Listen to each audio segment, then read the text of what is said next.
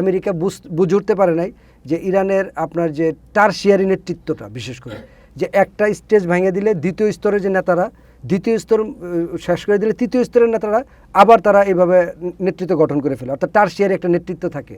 এই নেতৃত্বটা যে এত ভয়ঙ্কর হয়ে উঠবে এটা কোনোভাবেই আমেরিকার কল্পনার মধ্যে ছিল না, ইসরায়েলের হিসাব নিকাশের মধ্যে ছিল না। গতকালকে যে আলোচনা ছিলাম যে আমেরিকা এবং ইরানের বিষয়ে, ইসরায়েলের বিষয়ে, তো একটা পর্যায়ে আমরা ইন্ডাপশনে গেলাম। তো এখন আসলে কি অবস্থা, আপনার পারসেপশন কতটুকু, আর কি কি তথ্য আছে যুদ্ধ বিষয় নিয়ে? ধন্যবাদ হাসান সাইদুল ভাই। যুদ্ধটা আপনি যদি লাস্ট কয়েকদিন খেয়াল করেন, যুদ্ধটা খুব রহস্য ঘেরা একটা পরিবেশে চলে যাচ্ছে। প্রথম বিষয় হচ্ছে শুক্রবার বৈঠকের পর আমেরিকা এবং ইরান পরস্পরের দিকে হামলা পাল্টা হামলা বন্ধ হয়ে আছে প্রায় আজকে চতুর্থ দিন। 3 দিন টানা রাত্র হামলাটা বন্ধ হয়ে আছে, কোনো ঘোষণা ছাড়াই। কিন্তু আমেরিকাও কোনো ঘোষণা দেয় নাই পাল্টা হামলার ব্যাপারে, পাল্টা হামলার ব্যাপারে ইরানও কোনো ঘোষণা দেয়নি। ঘোষণা ছাড়াই তারা এটা বন্ধ রাখছে। আপনি জানেন আজকে কিছুক্ষণ আগে নেতানিয়াহু কিন্তু এখন আমেরিকা যাচ্ছে, উনি ফ্লাইটে ওঠার অপেক্ষায় আছে, আমি যতটুকু দেখলাম নিউজে। এবং লম্বা সময় পর মোস্তফা খামেনি আজকে টুইট করছে। তার মানে আপনি মনে করবেন যে প্রতিটা বিষয় কিন্তু একটা রহস্য ঘেরা। আরেকটা বিষয় হচ্ছে মোসাদ প্রধান এবং সিআইএ প্রধান, আমেরিকার সিআইএ প্রধান এবং ইসরায়েলের মোসাদ প্রধান গুরুত্বপূর্ণ একটা বৈঠক তারা করেছে, এবং বৈঠকের কোনো আপডেট তারা সংবাদ মাধ্যমে দেয়নি। তবে এই যে কিছু ঘটনা আপনি খেয়াল করেন, এগুলো কিন্তু প্রত্যেকটার সাথে প্রত্যেকটা পুঁথির মালার মতো বাঁধা। এখন আপনি যে জিনিসটা আমাদের কাছে সবচেয়ে আশ্চর্যের বিষয় হচ্ছে, গতকালকে আপনার ইসলামিক বিপ্লবী রেভলিউশনারি গার্ড, যেটা আইআরজিসি, তারা একটা তথ্য প্রকাশ করছে, আপনি জানেন কি না, যে কি কি ক্ষতি করলো আমেরিকার এই মানে 60 দিনের যে চুক্তির পর, জেনেভা চুক্তির পর যে যুদ্ধটা বাঁধালো, সে যুদ্ধ বাঁধার পর আমেরিকার কি কি ক্ষতি হলো। তার মধ্যে তারা একটা ক্লজে উল্লেখ করছে যে আমেরিকার 200+ সৈনিক আমরা মারছি। আপনি বুঝছেন, 200-র বেশি সৈনিক তারা মেরে ফেলছে আমেরিকার, মানে 200 বেশি মানুষকে তারা হত্যা করছে বা মেরে ফেলছে, এটা তারা নিশ্চিত করছে। এবং আইআরজিসির ব্যাপারে আমি আরেকটু আপনাকে বলে দিই যে আইআরজিসি কিন্তু যেসব তথ্য উপাত্ত করে, মানে তারা করে, পাবলিক করে, লঞ্চ করে, এগুলো কিন্তু আমরা দেখলাম যে আমেরিকা প্রথম এগুলোকে একটু লুকোচুপি করে চুপচাপ রাখে। পরবর্তীতে আইআরজিসি যেটা প্রকাশ করে দেখলাম যে এগুলো অনেক কিছুই পরবর্তীতে আবার প্রকাশিত হয়ে যায়। এখন এটা কিন্তু আমেরিকা খুব শক্তভাবে কোনোটা না করতেছে না। 200 আমেরিকান সৈনিক মেরে ফেলা, 15 থেকে 20টা প্লেন ধ্বংস করা, যুদ্ধ বিমান ধ্বংস করা, হেলিকপ্টার ধ্বংস করা, তারপরে প্যাট্রিয়ট লঞ্চ রকেট লঞ্চার ধ্বংস করা, সংরক্ষিত আপনার এই মিসাইল ধ্বংস করা, তারপর হচ্ছে আপনার ড্রোন হ্যাঙ্গার থেকে কি F-15 বিমান ধ্বংস করা, ড্রোন ধ্বংস করা, একটা তালিকা প্রকাশ করছে আইআরজিসি। এবং তালিকার প্রকাশের লাস্টে তারা এভাবে ব্রিফ করছে যে আমি পশ্চিমা মিডিয়াদেরকে আহ্বান করব, আমরা যা প্রকাশ করছি তার সত্যতা যাচাইয়ের জন্য দয়া করে আপনারা একটু মিডল ইস্টে আসেন, দেখেন যে আমরা যা বলছি তার সাথে কথা এবং কাজের মিল আছে কিনা। তারা চ্যালেঞ্জ করে বসছে আমেরিকাকে যে আমরা যে তথ্য দিচ্ছি 200 সৈনিক মারা গেছে, 15-20টা 30টা হেলিকপ্টার প্লেন সহ ধ্বংস করছি আমরা, শত ওই ড্রোন ধ্বংস করছি, এটা ধ্বংস করছি, ওইটা ধ্বংস করছি, এটা যদি আপনারা আরও আস্থায় আনতে চান যে যুদ্ধকালীন তথ্যের মধ্যে তো অনেক কিছু মানে লুকায়িত থাকতে পারে, তা আমরা আস্থার জন্য বলতেছি আপনারা আসেন, দেখেন, দেখে একটা পর্যবেক্ষণ করেন আপনারা, এবং তা আপনারা নিজের চোখে দেখে যান যে আমরা যা যা বলছি তা কতটা সঠিক। এখন কথা হচ্ছে যে আপনি চিন্তা করতে পারেন যে নাজমুল ভাই হঠাৎ করে এই তথ্য প্রকাশ করলো কেন। এই তথ্য প্রকাশ 2টা বার্তা দেয়। 1 নম্বর বার্তা হচ্ছে ইরানও অভ্যন্তরীণ চাপে আছে, তার দেশে তো অনেক স্ট্রাকচার ধ্বংস হয়ে গেছে, মানুষের ভিতর ক্ষোভ সঞ্চার হচ্ছে, মানুষের ভিতর কষ্ট তৈরি হচ্ছে, মানুষের ভিতর বিভিন্ন অভাব অনটন তৈরি হচ্ছে। ইরান জনগণের সামনে এটা প্রকাশ করলো যে ওরা আমাদের যে ক্ষতি করছে আমরা ওদেরকে এর চেয়ে বেশি ক্ষতি করছি, এটা একটা বার্তা। দ্বিতীয় বার্তা হচ্ছে যুদ্ধের ময়দানে আমেরিকাকে মানসিকভাবে আরও নিঃশেষ করে দেওয়া ইরানের একটা টার্গেট। ইসরায়েল এবং আমেরিকা এই বার্তা পাওয়ার পর তারা তো জানে, যারা পলিসি মেকিংয়ে আছে তারা আসলেই জানে যে আসলে 200 মারা গেছে না 100 মারা গেছে না 18 জন মারা গেছে। 18 জনের কথা তারা স্বীকার করছে, যে আসলে নাম্বারটা ঠিক আছে কিনা। যদি এই নাম্বারটা ঠিক হয় তাহলে কিন্তু তারা জনগণের কাছে যদি তথ্য লুকায়িত থাকে বা তথ্য লুকায় রাখে তাহলে কিন্তু জনগণ এখন ফুঁসা উঠবে, জনগণ এই যুদ্ধ থেকে বের হওয়ার জন্য চেষ্টা করবে। তাই ইরান এখানে দুইটা বার্তা, একটা নিজের অভ্যন্তরীণ দেশের জন্য, আরেকটা বার্তা দিচ্ছে হচ্ছে আপনার আমেরিকান জনগণের জন্য। তৃতীয় বিষয় হচ্ছে আপনি দেখবেন যে যুদ্ধকালীন সময় কিন্তু কেউ কষ্টের কথা অন্যের সাথে শেয়ার করবে না।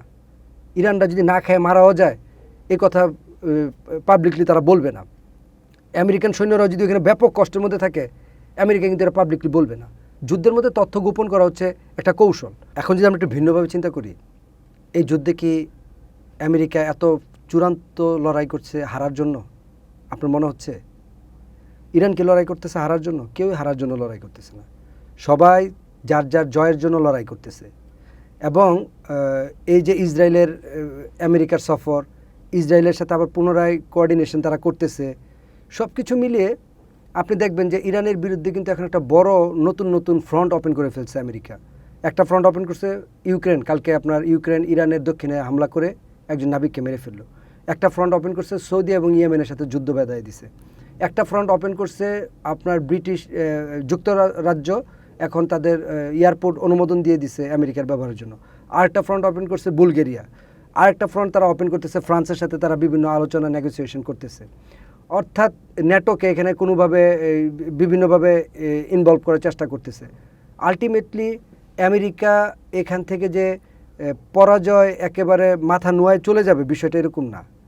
তারা যদি এখান থেকে একটা মানে সর্বোচ্চ উইন উইন সিচুয়েশনে চুক্তি না করতে পারে তাহলে এই টাইপের যুদ্ধটা লম্বা সময় ধরেই হবে।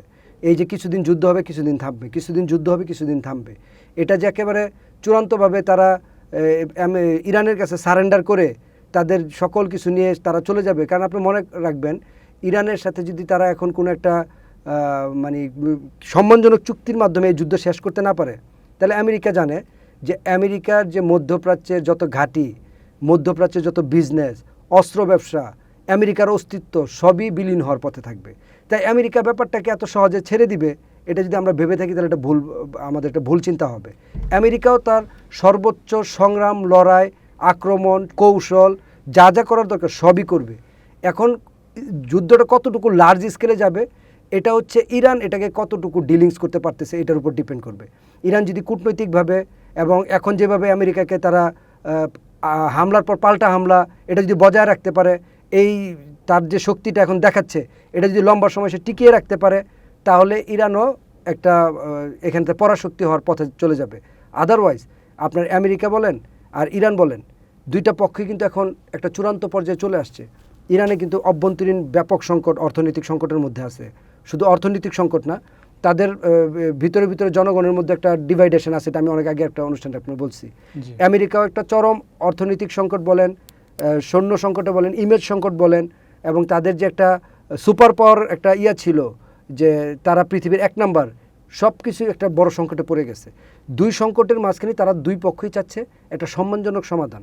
এই সম্মানজনক সমাধানের মধ্যে আপনার কে কতটুকু ছাড় দিতে পারবে এর উপর ডিপেন্ড করবে আসলে যুদ্ধটা আর কতদিন কন্টিনিউ হবে। যদি আপনার দুই পক্ষই বড় ধরনের ছাড় দিয়ে, আমার মনে হয় যে কতটুকু কে ছাড় দিবে এটার উপর ডিপেন্ড করে দুই পক্ষই এখন বড় ধরনের ছাড় দেওয়ার একটা মোটামুটি প্রস্তুতি মনে হয় নিতেছে তারা। কারণ এই জন্য যে ইরান যেভাবে হামলার পাল্টা হামলা জবাব দিচ্ছে এবং আমেরিকাও যেভাবে ইরানের বিভিন্ন স্থাপনা ধ্বংস করতেছে, সব কিছু মিলে দুই পক্ষ এখন একটা কাহিল অবস্থার মধ্যে আছে। এটা আমার ব্যক্তিগত অভিমত।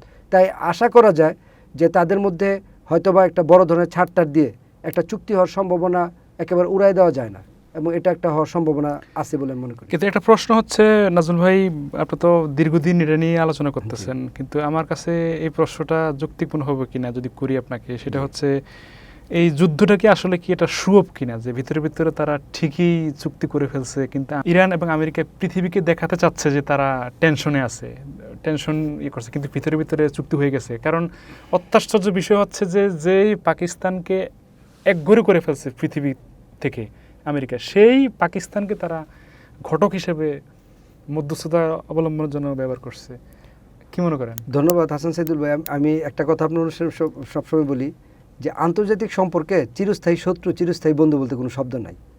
আমার যেটা ধারণা যে এক সময় আমেরিকা এবং ইরান চরম বন্ধু হবে এটা অসম্ভব কিছু না। আপনার মনে আছে কি না যে জাপানের হিরোশিমাতে পৃথিবীতে একবারই অ্যাটম বোম ব্যবহার করা হয়, হিরোশিমা এবং নাগাসাকিতে।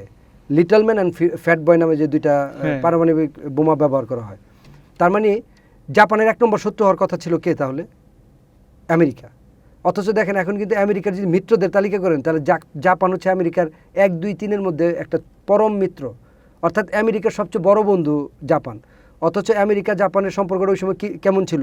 পৃথিবীর ইতিহাসে আমাদের কাছে মনে হয়েছিল ওই সময় যারা ছিল যে কোনোদিনও কিয়ামত হয়ে গেল জাপান আমেরিকার মধ্যে কোনোদিন বন্ধুত্ব হবে না। হয়ে গেছে এখন চরম বন্ধুত্ব। ঠিক এই ইরান ক্রাইসিসটা এমনও হতে পারে যে এক সময় আমি বা আপনি হাসান সাইদুল ভাই বলবেন যে নাজমুল ভাই আমরা কত আলোচনা সমালোচনা করছি, দেখেন এখন আমেরিকা আর ইরানের মধ্যে কত বন্ধুত্ব। পৃথিবীতে সবই সম্ভব, বিশেষ করে আন্তর্জাতিক সম্পর্কের ক্ষেত্রে এইগুলো খুবই সম্ভব। এগুলো উড়ায় দেওয়ার বিষয় না। যেটা আমরা সবসময় ফিল করি যে আপনার মনে আছে কি না যখন ইরাকে আক্রমণ করে আমেরিকা, তারপর হচ্ছে আফগানিস্তানে আক্রমণ করে, তখনই কিন্তু আমাদের অনেকের তখন আলোচনা করছিল যে নেক্সট টার্গেট হবে ইরান। এবং ইরানকে অনেক দিন যাবৎ তারা আক্রমণের জন্য বেছে নিয়েছিল, কিন্তু আক্রমণ করার সাহস পায় নাই। কিন্তু যখন সাহস করলো, এখন কিন্তু ইরান পাল্টা আক্রমণও করতেছে খুব ভয়ঙ্করভাবে। এবং আপনি জানেন, আপনার একটা অনুষ্ঠানে বলছিলাম যে ইরান এই যুদ্ধটার জন্য প্রায় 30 বছর যাবৎ একটা প্রস্তুতি নিয়ে রাখছে যে একটা যুদ্ধ করবে, যুদ্ধের সব স্ট্রাকচারাল কেমন হবে, কিভাবে অ্যাটাক হবে, পাল্টা আঘাত কিভাবে হবে, এই ধরনের একটা তারা লম্বা ইয়াতে সাজানো আছে। তাই এই যুদ্ধটা আমেরিকাকে খুব বেকায়দায় ফেলে দিছে। আমেরিকা বুঝে উঠতে পারে নাই যে ইরানের আপনার যে টারশিয়ারি নেতৃত্বটা, বিশেষ করে যে একটা স্টেজ ভেঙে দিলে দ্বিতীয় স্তরের যে নেতারা, দ্বিতীয় স্তর শেষ করে দিলে তৃতীয় স্তরের নেতারা আবার তারা এইভাবে নেতৃত্ব গঠন করে ফেলে, অর্থাৎ টারশিয়ারি একটা নেতৃত্ব থাকে। এই নেতৃত্বটা যে এত ভয়ঙ্কর হয়ে উঠবে এটা কোনোভাবেই আমেরিকার কল্পনার মধ্যে ছিল না, ইসরায়েলের হিসাব নিকাশের মধ্যে ছিল না। সব কিছু মিলিয়ে আমেরিকা ইসরায়েল একটা সংকটের মধ্যে আছে। ইরান যে একবারে খুব সংকটের বাইরে, ব্যাপারটা এরকম না। ইরানও একটা মহাসংকটের মধ্যে আছে। ইরানের অর্থনৈতিক সমস্যা, ইরানের জনগণের একটা মানে এখন আপনারা একটা জিনিস খেয়াল করবেন যে ইরান যেভাবে পাল্টা আঘাত মধ্যপ্রাচ্যের বিভিন্ন দেশে করতেছে, বিশেষ করে জর্ডান, বাহরাইন, আরব আমিরাত, কুয়েত, কাতারে, এটা কিন্তু এটার একটা সহ্যর সীমানা আছে। তারা যদি এখন সবাই সম্মিলিতভাবে পাল্টা আঘাত শুরু করে, তারা যদি দেওয়ালে পিঠ থেকে অবস্থা হয়ে যায় এবং বিদ্রোহ ঘোষণা করে দেয়, তাহলে কিন্তু পরিস্থিতি ভিন্ন দিকে চলে যেতে পারে। যার ধরুন আমারও মনে হচ্ছে যেটা যে ইরানও একটা বহির চাপের মধ্যে আছে, চারদিকের চাপটা ইরানের ভিতরে অনুভব হচ্ছে, যার কারণে একটা হওয়ার সম্ভাবনা আছে, যেটা আমি পুনরায় বললাম যে চুক্তি হওয়ার সম্ভাবনা আছে, যে কে কতটুকু ছাড় দিবে এই মানসিকতার উপর, এই ইয়ার উপর হচ্ছে বাকিটা ডিপেন্ড করে। যদি বড় রকমের ছাড় কেউই না দেয়, আসলে চুক্তি হবে না। এটা যুদ্ধটা এই আস্তে আস্তে আপনার বাঁধবে, আবার যুদ্ধ লাগবে, আবার কিছুদিন স্থগিত থাকবে, আবার লাগবে, এক সময় এটা আঞ্চলিক যুদ্ধ থেকে মহাযুদ্ধে চলে যেতে পারে।